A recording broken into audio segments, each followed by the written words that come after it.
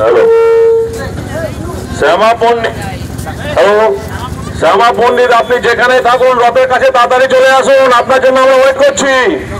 শ্যামা পণ্ডিত, আপনি কি শুনতে পাচ্ছেন? তাড়াতাড়ি রথের কাছে চলে আসুন।